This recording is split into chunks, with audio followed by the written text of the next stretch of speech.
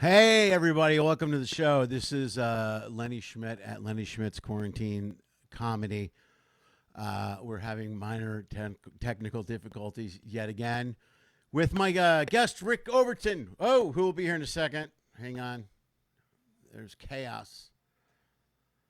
He will be with in just a second or two. We're just getting him to sign in right now. How you guys doing? Thanks for being here, man. Thanks for coming in. Thanks for being, now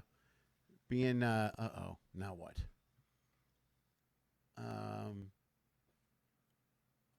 Thanks for being here. All right, let's just get, we're here every Monday, Wednesday, and Friday, live on Facebook and YouTube live as well.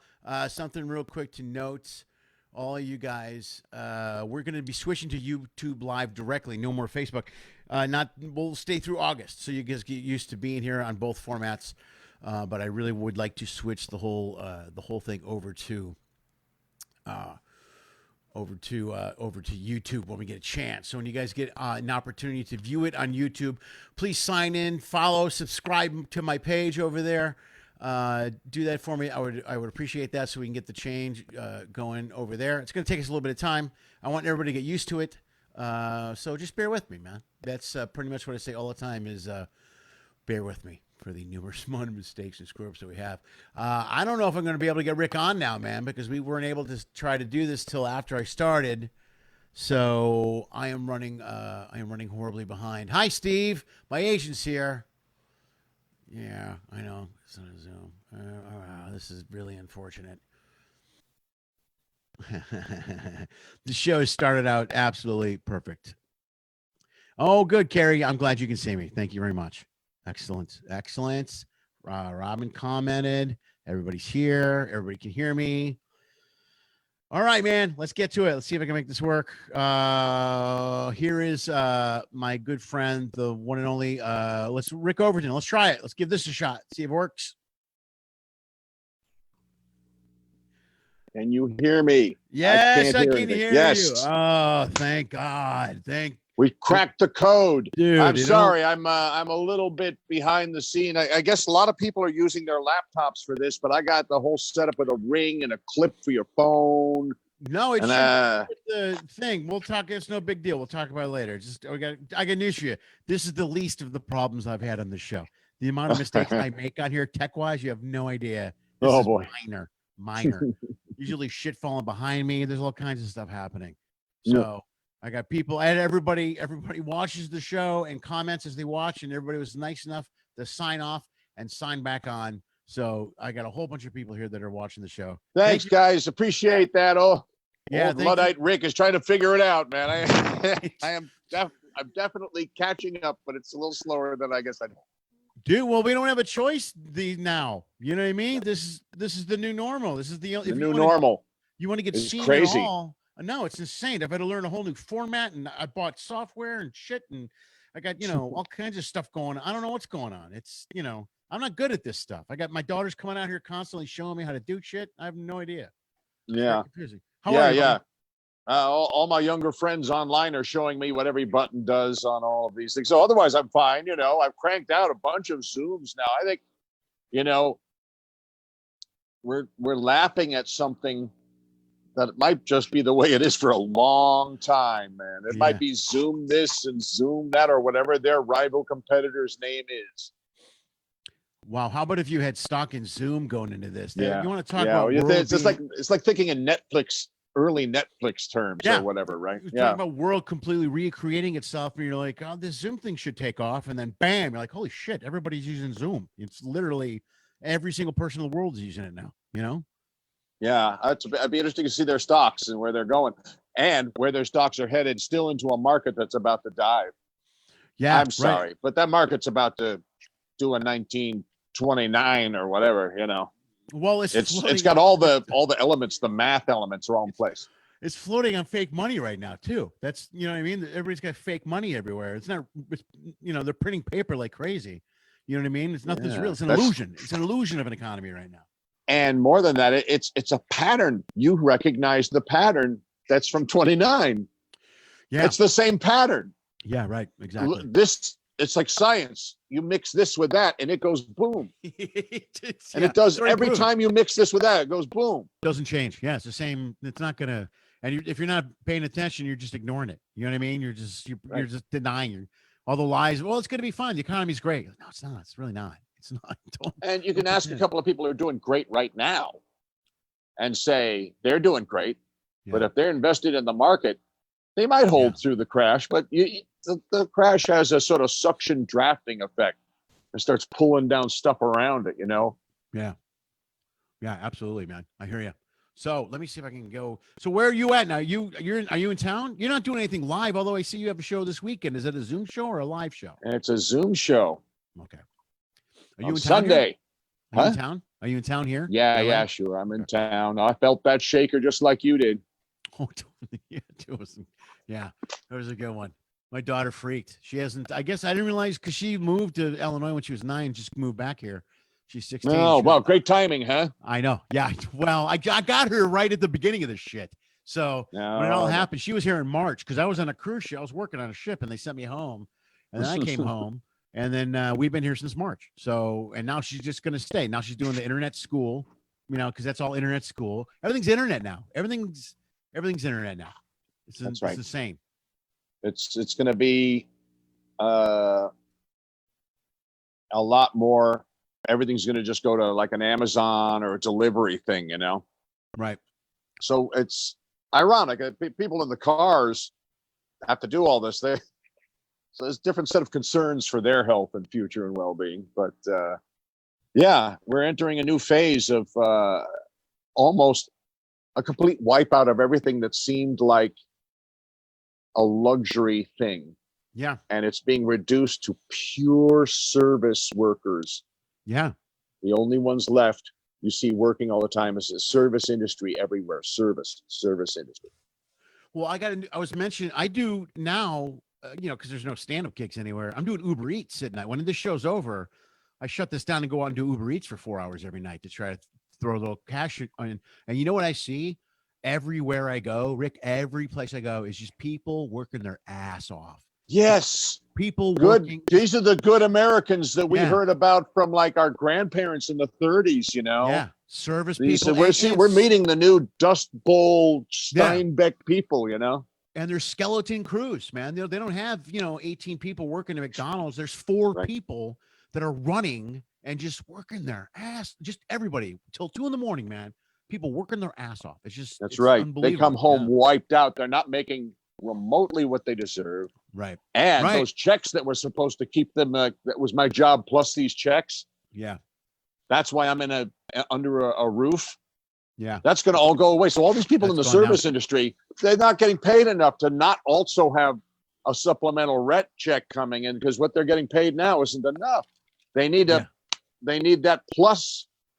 Everybody needs $2,000 a month minimum. Yeah. Right now. Yeah. You barely like Canada knows how to do. Right. Yeah, they're not the evil empire, one border away up north. Right. Yeah, and all that's about to go. By the next 2 to 4 weeks are going to be, I think, really interesting because this is when all the real money thing is going to hit in about 2 to 4 weeks, I think, and that's when that unemployment is gone and that extra money is gone. And let's not even mention the fact that these skeleton crews, these people that work in these drive-thrus, they're on the front line, man. They're at risk every night, handing out fucking cheeseburgers. You know what I mean? That's unbelievable to me. It's the working women and men are pretty much. There aren't a lot of heroes anymore. Anywhere, no matter high, low, where you look, it doesn't matter. What they were, the heroes now are humble, just regular people showing up, trying to keep everybody around them plus themselves alive. Yeah. And those moms standing out in front of the armored police, those are the American heroes. There's going to be songs about them later. Yeah. I know, man. That's risk. They're risking everything. No, everybody's risking. It's a different time. And I was reading something earlier. I wanted to get to this, but first, before I get to it, I mentioned it's great to have you on the show. First of all, thanks for having me on. It's always good to talk. Yeah, and I mean, you've been around. I was looking at your IMDb today, and I noticed your first TV credit was when I was like a sophomore in high school. So, I mean, I'm looking at your long career, and you've worked with not just amazing people, phenomenal directors, everybody from Ron Howard to Chris Columbus to Harold Ramis. Of course, you have a great history with Robin Williams, and you've been in this career for years. And we were mentioned a little bit in text earlier today about how the effect, and obviously everyone is being affected by this COVID thing very seriously, and it's rough. But it's also entertainment is the industry that's been completely wiped out from top to bottom. I mean, there's nothing going on. And I bring it up for this reason. One of the reasons I started the show is to talk to entertainers that are kind of trying to figure out how to survive. But the entertainment industry has always been a gig-based industry where every time you have a gig, you're setting up your next 2 or 3. You know what I mean? There's no remember. Yes. Yeah. I'm not set for 5 years. But I read an article on Forbes earlier today, and I felt that the society and the country was moving in that direction over the last few years anyway. But this COVID thing has just pushed them even farther to the point where, with things like McDonald's kiosks and self-checkout and all these other these things that are happening, they're losing employees. Companies no longer need to have an employee that works and puts in, when I was a kid, it was Sears. You worked 30, 40 years for Sears, you had a pension, you get to retire, and everything was fine. Those days are gone. All of that is gone now. And I think moving forward, not only that, but we're reaching a point where a lot of companies are putting themselves in a situation where they don't have to pay insurance. They don't have to do a lot of things. There's a lot of things they don't have to do. It's all gig workers. It's all people. Now everybody is doing what us in the entertainment business has been doing our whole careers. You're only as good as your last gig. Yes. Yeah. Yeah. And you got to keep constantly. I can only imagine. I mean, I can't. I mean, hand to mouth, constant clawing forward like Andy Dufresne in the tunnel of shit. Yeah. No, it's just that's where we're headed, and I think this COVID thing jump started us to it. And on top of that, I mean, look who's surviving and doing well now. Amazon's doing great, and big companies are doing great. Every delivery service is going to do great when you got to stay inside. Yeah, that's like weird. The amount of billions he's making and not giving back to the people. Right. It's so easy to not be hated. It's so easy to not have everyone make you as a punchline. You do 3 good things and they won't do it anymore. You'll buy the thing there's no price to put upon. Right. You'll be a real hero. Yeah. And he won't do it. No. He won't take this, and he's supposed to be so smart, but this one piece of logic he cannot follow. Well, I don't think like a sociopath or something. Yeah. Well, they're in a position now where I think they feel like they don't. I mean, they're in so much power right now. They don't have to do shit. You know what I mean? I mean, so many people are so you're kind of stuck. And it's always a little disconcerting when your leaders stop lying skillfully. Yeah. Yeah, when they just blatant go, you know what? It's there's no point anymore. Yeah, they're just. I don't need this game anymore. They're not even trying. You know what I mean? There's blatant lies that you're like, dude, this is a total lie. I'm looking right at you. You're not standing up. You're sitting down. No, I'm standing up. I don't know what you're talking about. Yeah, right. Yeah. The 90s, the presidencies of the 90s, we don't need any of that anymore. We don't have to lie about any of that. We're just going to say what we're doing now. Yeah, you're going to go right out. That's a crazy. Yeah, because there's no enforcement agency that then goes and takes you away for it anymore. Right. No. It used to be the run out on the rail. You said something like that. You didn't matter how high your office was. You do the wrong thing and out you go. Yeah. And we caught it. And now it doesn't matter if we caught it because your enforcement agents all around you will keep everybody away from doing anything about you. Right. That whole dynamic has shifted. We don't have Santa Claus. We don't have a superhero. It's funny, for all the movies about superheroes that we've been fed, where this, one or 12 people in a clusterfuck movie, which is, by the way, a directing nightmare to give everybody the amount of time they need. Are you kidding me? Yeah, everybody wants. Or writing it. Yeah. Oh my God. So any of those films are prepping us to think that somehow subconsciously I don't have to do shit because something's going to fly down and fix this. Yeah, right. Yeah, right. there's no such thing. Bernie didn't even stay in. He folded out. He fucking threw his hand down too soon. They're all doing it. AOC caved. Everyone's caving to this juggernaut that must be rolling our way. And we aren't told the proportions of this thing, but they were. Yeah, right. No, that's true. It's absolutely true. They've known it for a long time, man. They knew way before we did. Yeah. Thanks for letting us in on your little, secret there. Man, it's always come down to Bernie's last honest thing was to say, it's not me, it's us, it's all you. It wasn't him. It really wasn't Bernie. Yeah. And so it is going to be us. The wanting to have someone else leave us in a convenienced, comfortable life while they march out and get the shit knocked out of them is the thing holding back everybody doing that at once until there's just simply nothing they could respond with. Yeah, you think? Yeah, it's addiction to comfort. Yeah. I'm an American. I came this far. I paid this much. I have been in it this long, and I am not giving up one iota of my comfort that I have compiled like a golden brick wall around.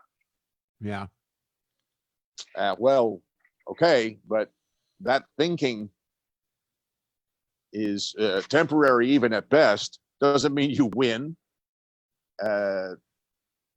We don't start, I don't know, we start looking out better for the people around us, even the ones we don't know. Yeah. If we live in an isolated, me first narcissism mindset, that's what implodes humanity. That's what's chiseled on the tombstone. Yeah. Narcissism. Yeah, that's true. I guess that's true, man. I think a part of it too is like, I think it's a lot of it is blind. People are blind. People are blind to what's going on. A lot of people don't pay attention to what's going on. I don't think anybody wants to. I think people are afraid to say something, first of all. You know what I mean? Yeah, we're looking at layers of PTSD going on in every form. I see people with masks walking around in a daze sometimes. Yeah. Because they're watching their world go away. Everything's boarded up and, they're scared of everything, and the TV makes them scared of all the wrong things. Well, the media does too. You can't watch the media; scares the shit out of you on a daily basis. Don't matter what side you're on or who you're watching. You know what I mean? They sell you the cure. Yeah, it's all antidepressant ads. Yeah. Yeah. There's some side effects may include anal leakage. Yeah, sorry, that's a deal breaker for an antidepressant is anal leakage. If I'm on a date and I have anal leakage, I'm going to be kind of depressed. Really? I'm kind of fond of anal leakage, Rick. Oh, yes. It takes all types to be in the beautiful golden state of California. It's a conversation starter, if you think about it. Conversation icebreaker. Watch your step. What's that? Let me tell you what it is. I'm on these pills. You have no idea. Oh, man. But I'm happy. I'm just drippy. Please welcome the comedy team of Happy and Drippy. Happy and Drippy. Folks, Happy and Drippy. Hey, what's up? Don't step in that. Watch your step. Good night, folks. Good night, folks. Whoa! And off the stage they go. So what's the show this weekend, man? What are you doing? Is it the first? We're talking about George Lucas. Yes. Yeah. Okay. We're going to cover when Kevin Pollak, and I were the two brownies on Willow. Yeah. Where we held the record for the most amount of little people shots superimposed with, at the time, blue screen because they weren't using green yet. Right. But Willow bears the effects geek distinction of being the film that invented morphing technique. Oh, no way, really? Yeah, okay. When he's trying to turn. There's the pic for Willow. I don't know if that came out at Let's all. see. Let me see him. That's me and Kev. There you go. That's you and Kevin. There we go. Do you follow like nerd artwork and comic books and stuff at all? A little bit. I love it. I follow it a little bit, so I know. Do you know who artist Mobius is? I know the name. That name sounds really familiar. I know the name. Well, he designed the outfits for Alien, and he's done a lot of great artwork. Anyway, he designed Kevin and I, and that's why we speak French, because of that. As we're speaking French dialects is because of Jean Giraud, who was Mobius. Oh, no way. All right. Yeah, That's so great. that was our tribute to him. Dude, right on. That's very cool. That's excellent. So that's this weekend. By the way, let's do this too really quick while let's see if I can go 2 for 2 on the. Oh wait, I almost had it.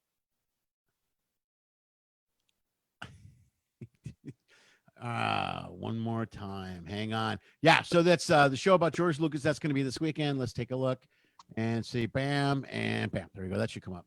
There you go. It's Sunday the 2nd at 8 o'clock, 5 o'clock Pacific.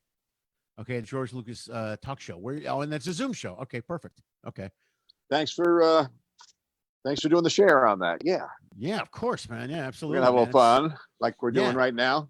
Yeah, More of that. I'm sorry about the delays. You'd think someone who's talking George Lucas would know how the future works. Yeah, please don't. I got news. But that a long time ago. My viewers are really used to stuff like that. I have one guy on here that always throws me advice. Larry Warden. Actually, I knew him in high school, 4th grade. I know him from 4th grade. Who follows me. So I had trouble, and he's texting me, do this. I'm like, okay. And then he walked me through this. So I finally figured it out. We just switched over to Zoom and got it done. So, well, thanks to him. Yeah, if it wasn't for him, we both would be sitting here staring at empty screens. I was looking at the little blank screen there. Yeah. That's the best. So how much, when are you doing Zoom stand-up, or are you doing Zoom talk shows, or? I'm not so sure about Zoom stand-up yet. I don't know how to time all. Yeah, right. It's a little weird not hearing the laugh back, or you'll see squares of people with the sound off. Yeah. or the dog sound goes by, the kid, shut up with the kid, and they shut the sound off, Guy's watching while he's changing a baby's diaper. I know. Yeah. I know what you're talking about. It's very right.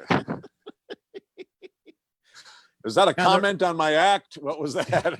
What is that? Big pile of shit? That's too. Was that the comic's mind? Was that aimed at me? Yeah, everything he said.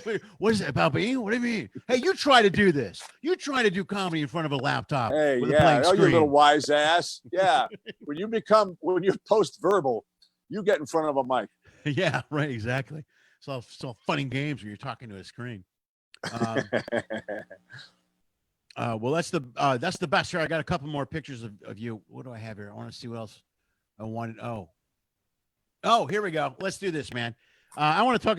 You work with so many cool directors, so we're going to talk about just one or two. And also, actually, dude. Well, let's do this. I'm going to share this right now. Hang on. Yeah, bam, and bam. Oh well, this isn't from a movie. This is a picture of you and Robin. Okay.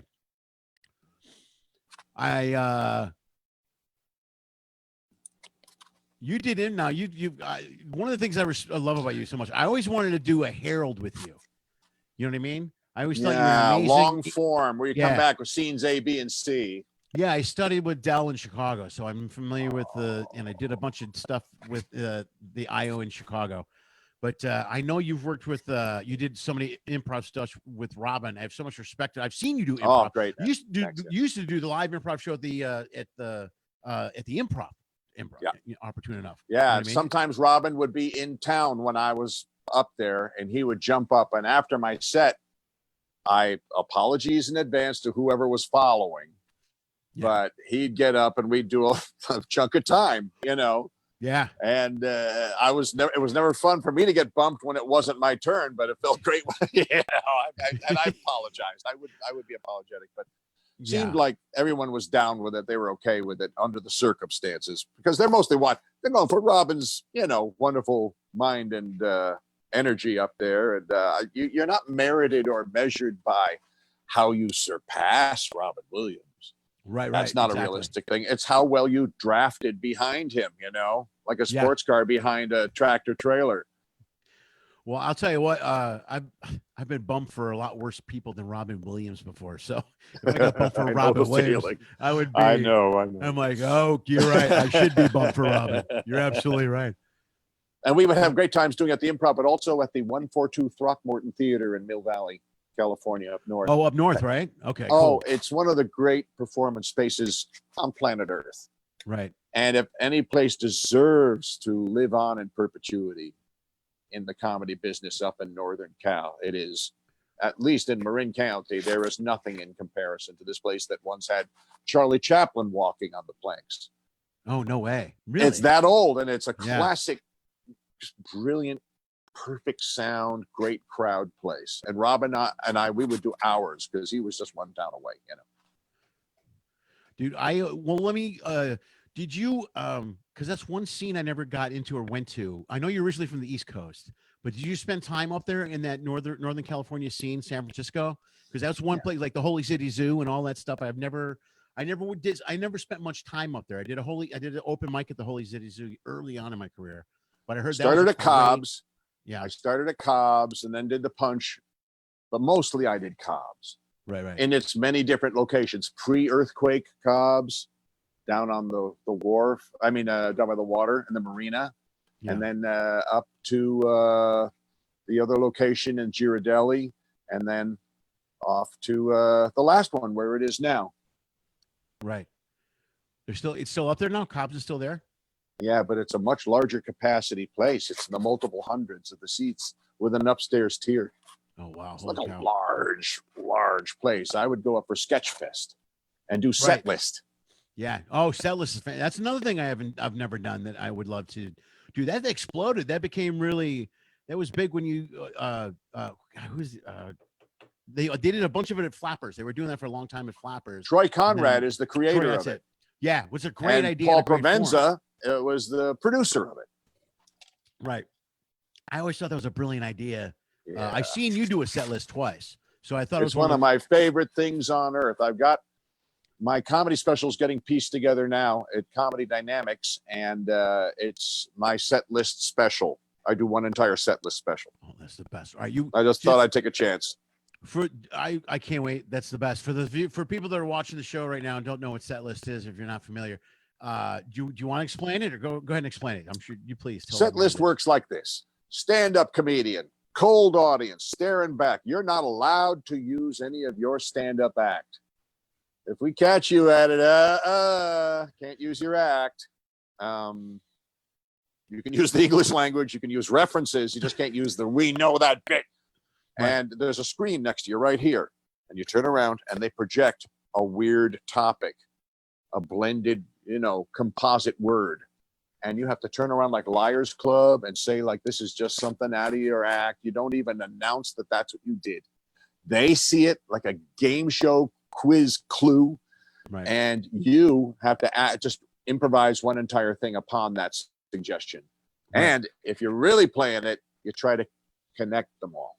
So they somehow tie together. The Liars Club bullshit swim for the shore against the draft, That's genius. It's almost like a long form Herald type thing where everything connects at the end. At the end, it all comes together in one big button. Yeah. Herald's helped me really develop a way to tie these muddy stories together with a line of horse shit or whatever, No, it's funny because you can do. I remember. It's great because you're spewing out, you're doing it, and in your mind, you're thinking how to connect at the same time. It's amazing the way a comic's mind works. Oh, you can't use your mind.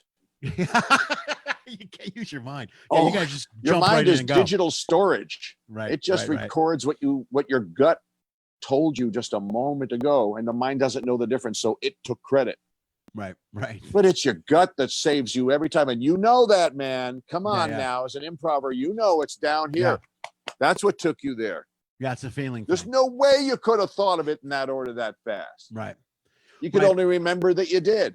Yeah. Right. Plus, and if you are in your mind in that situation too much, it ruins the flow and it stops the whole piece. Every time you thought about it too much, the scene moved on without you. Right. Set list or whether or not you're doing a Herald.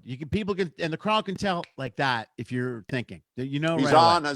He logged off. Yeah. Right. Exactly. It's got to be instinct. It's got to be a quick reaction to whatever is being said and told. Yeah. Right. It's it's a pure presence, animal, feral intellect presence. So if intellect is involved, it's just a servant to what the gut is commanding it to do in that moment.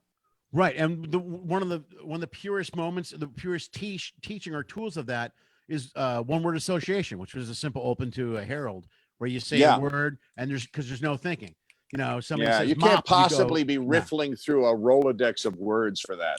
Yeah, and there's no explanation to what connects to why. You can say mop and someone goes ketchup, and you don't know why, but it does. Those two things connect in that guy's. It's just reaction. Right. But then late in a hero later on, you're bringing it in the scene, and you see how the mop and the ketchup connect. It's brilliant. That's beautiful. It only works though if you trust yourself and Right. stay in the moment and totally stay in the moment. Yeah, and you can't. That means there has to be a void of analysis. Right. That is inviting this uptight. You love the brilliant Bob Balaban. No, I don't know who that is. I'm sorry. Did you see Waiting for Guffman? Yes, of course. Yes. You Oh, remember all right. Bob I has know got exactly. the glasses, Yeah. and he's the control freak director that has an edge of some skill, but thinks he's way above the category he's in as a director, and that he's a comic genius. You know, that he's obviously worked with people like that. That person is what you invite to your improv when you do analysis. Yeah. Stuffy character with a clipboard that's going to hang up all the laughs from here on in. The greatest scene from that movie is when Christopher Guest comes back and they're all clapping, and Corky Bob's standing returns. off with that dead look on his face. Anyone like a Bill Murray that gets a laugh with a no reaction is one of the most brilliant. Just that dead. Yeah, this is a mastery to letting so moments like funny. that destroy people. You had to set it up so wonderfully. And Fred Willard, we love our Fred Willard, you know, the master of unapologetic male doofiness. Yeah. Bombast and alpha pomposity, barges in, no apology, breaks a few things, has some stupid excuse for why. The genius of knowing how to play that. The mastery of taking was, you know, you might even have some of your own traits that you have screwed up with at some point in your life. And you start putting those into a mock you scenario. I don't think there's any kind of therapy that could clear you of your self-contempt faster than taking the things you hated about yourself and seeing them rake in cash for you, you know? Yeah. They're suddenly all your friends. Hey, buddy, I'm sorry I was so rough with you before there, but hey, fucked up trait. Yeah. Thanks for only showing up on camera now and not just in traffic and stuff, you know? I need your help for a second. Come on over here. Hey, I know I yelled at you before. Yeah. Man. I know. Okay. And anyway. it's so funny, you know, because you kept throwing out vinegar to see if they'd show up for it. And it's just, you had to leave out a little honey because that trait just wanted celebrity too. The trait wants all the shit you do. Yeah. The trait wanted the attention. There's no reason the trait can't get a little love. You know what I mean? It's been with you the whole life. And the trait becomes very professional afterwards and only shows up upon request. Yeah. Because it knows the taste of that honey and doesn't want to go back to anything else. It's like it gets spoiled on this good treatment. Yeah, it does. And that's what our comedy does. It's a therapeutic, like a shunt, a venting cappuccino steam vent that helps us make that cappuccino and sell it, you know? Well, it becomes it's the therapy where they pay us. Yeah, right, exactly. Right. For years I've always said comedy is a therapy. I did all of those traits become a recipe for you to become that performer you are on stage. They all become little pieces of you. I was in Fred's Moho group for about 2.5 years before I started doing ships. And so we would do I loved working the show. He was amazing. He was so unbelievably good. You would come in, and Mary really ran the show. I mean, I love Mary. She reminded me of my mom so much. She was just this hardcore, no bullshit, really smart, great, sweet, and you would down to earth. Yeah, and the way it worked with Mary's thing was the group was every Monday we'd come in with new material. Again, it had to be new, usually a new sketch. You give them to Mary, and she would blind cast them. She would just hand out parts to people, and then you would perform the scenes, and then everybody would give you input on the sketch. And every time you went, you were like, I really hope she puts Fred in my sketch. Because every sketch Fred was in, he was just a home run. He was unbelievable. That guy could read a phone book and just kill a room and just completely destroy. They were two of the most wonderful, loving people I have ever met, by the way, and worked with. And it was sad to see, of course, Fred go, but Mary as well years ago. But it was just he was missing her every day she was gone. They were so tight, man. it's, you know, the romanticist inside you tells you what has happened since. And so, Yeah. you know the conclusion drawn. Yeah, absolutely. Yeah. Yeah, but he was Yeah. At least I hope so. I think so. They were good, and they were good to my kids, man. They let my daughters get involved in the improv thing one day. I used to teach improv to kids, so I brought them to the class once. Good the girls man. got to go up on stage and do improv in front with Fred and Hope and everybody that was there. Somebody, Lou Wagner, and what a great group of people in that whole group, that whole Moho sketch group. They were amazing. They were so good. They were comedy professionals. I mean, it's the best way. Off the Wall is another wonderful troupe that is now still running, and I've noticed that on they're your the Facebook. Original cast, man. Really, this is decades, 40+ years of one cast, right? For an improv with guests, and people come in and they go off to do other things, but the core group are the same, and they are so good. Yeah, I saw that on your Facebook. A couple of yeah. And now, are you in there? You perform with those guys quite a bit? I have guested in with them. Yeah. How I've done some guesting in with Fred and, in other settings. And so I got to play a little bit. It's fun. He's great. Hold on. Was doing the upfront. Remember the upfront, man? Yeah, right on. Oh, well, hold on a second. Let me see. Oh, Tom Tully's in that. Is Tom Tully in that? Yes. He's the original. And Andy Goldberg. Yeah. And all right, man. Let's see if I can do this right. Hey, I want to mention this too. I just love improv and improv groups. Okay, that's the picture I have. That's the first one. I see Tom on the left. Yeah, let's go through here. And I see Andy in the far. So we got Tom. I can't really see it. Okay. There's Carol. There's Wendy. There's Bernadette. There's Andy. And wow. Oh, Lynn. There's Lynn, and there's Harry. Great. Yeah, Off the Wall. That's fantastic, man. How are they now? What are they doing? Are they doing? God, what is improv? Has there been any type of improv on a Zoom situation? I'm wondering. Yeah, he's trying. Andy's doing a thing, it's sort of with his improv class. He's been doing it, but I'm wondering if there's a way to do it. And I proposed a thing to Troy Conrad about a way we might be able to come up with a new way to have an internet-friendly version of Set List that's not exactly Set List, but uses that same set of basic core challenges. You could do that. I could see that doable because it's more of an individual thing. And if you get your screen, you know what I mean? I can see that happening. That's a great idea. That's a really good idea. And that's you better start thinking about it now, because it's this frontier of people trying to think of what are we going to do with the one thing we have left. Content's being completely recreated right now. Everything's being recreated, and as a live performer, it sucks. I miss as a stand-up comic and a live performer, I miss a live crowd. I like a live crowd, I like a hot crowd, but necessity is the mother of invention, or is that right? Is invention right? Necessity is the mother of, okay, right. Well, it's kind of like when TV showed up and knocked radio on its ass. Suddenly now, not only are these new social media platforms here, they're necessary and they're needed. We if you want to perform, I think everyone's gonna have to figure out how to make this work. Everyone's got to figure something out. The set list thing with Troy is a great idea. I could easily see that being transformed to an internet format. Yeah, a slightly different reasoning for the challenges, but it'll still be a pictorial of some sort. Yeah, that has to be lied about comedically and hopefully connected. Sure. So, but to remove hopefully an element of waiting for a laugh, which Set List has. You do a thing. There's supposed to be the alternator belt running to the engine. So you're not just living off the battery and dimming your headlights out.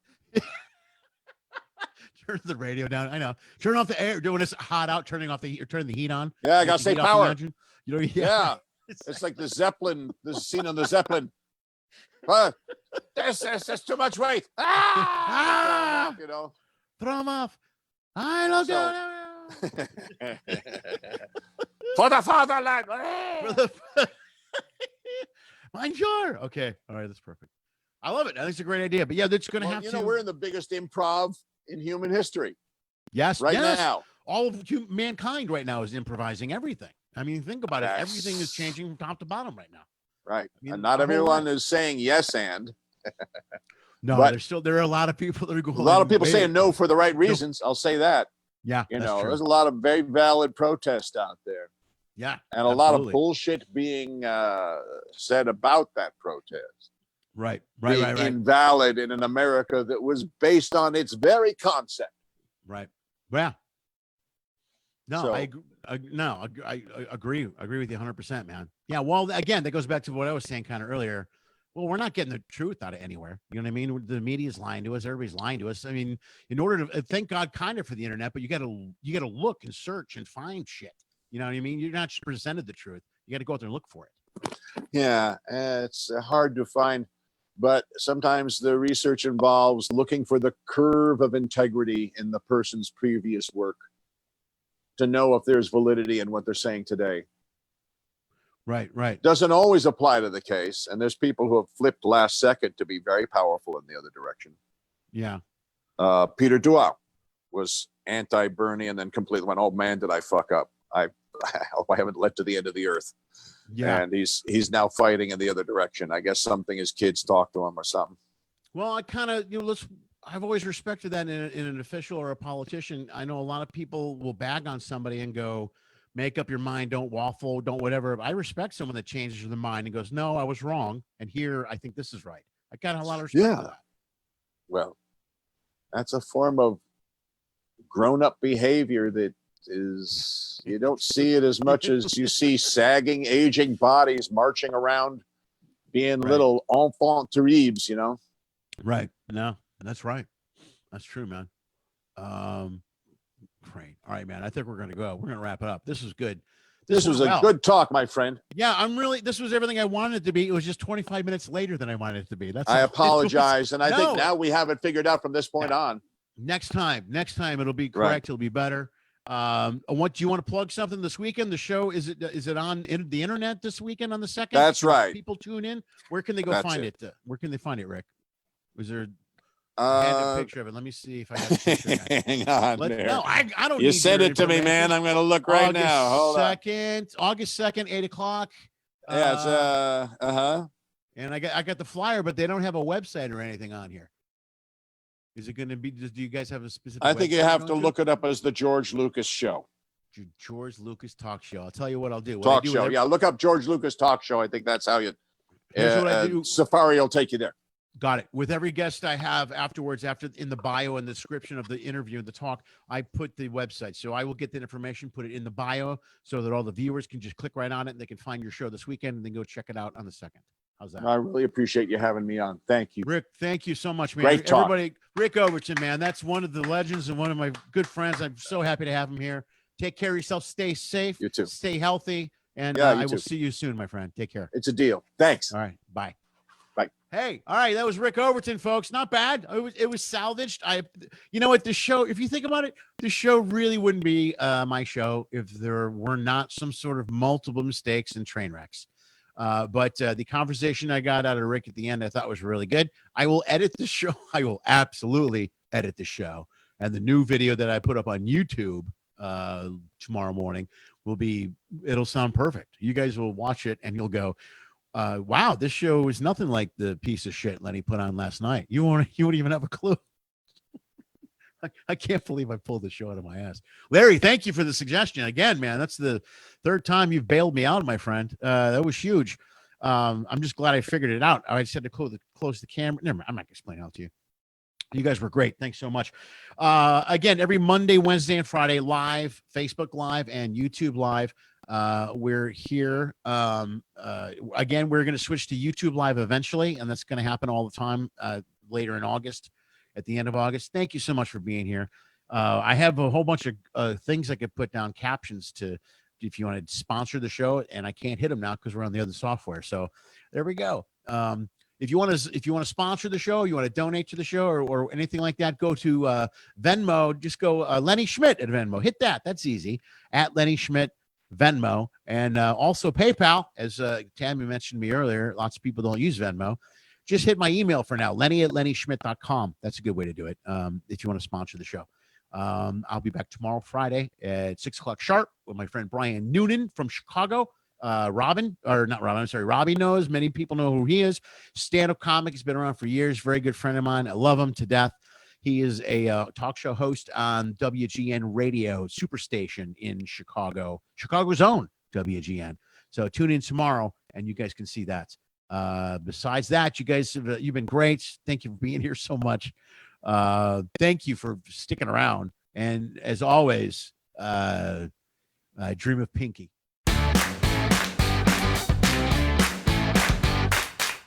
Lenny Schmidts Quarantine Comedy is hosted and produced by, well, Lenny Schmidt, duh. If you enjoyed today's show, like the video on YouTube, give it a thumbs up or a way to go or whatever the most popular social media thing these kids today are doing. It goes a long way and it really helps us out. Check the description below for info on all today's guests, as well as the host. If you're a fan, you can follow them, like them, or even support them. Go to their site or page and hit their Venmo, PayPal, buy a shirt, an album, a download. Anything you will spend will literally help save the arts. Quarantine Comedy airs on Facebook Live every Monday, Wednesday, and Friday at 6 p.m. Pacific Time. Each show is recorded, then uploaded to YouTube and released as a podcast the very next day. Also at 6 p.m. Pacific Time. Everything's 6 p.m. We keep it simple. That's all we can handle. Thank you for listening to my dad's show, and as always, dream of Pinky.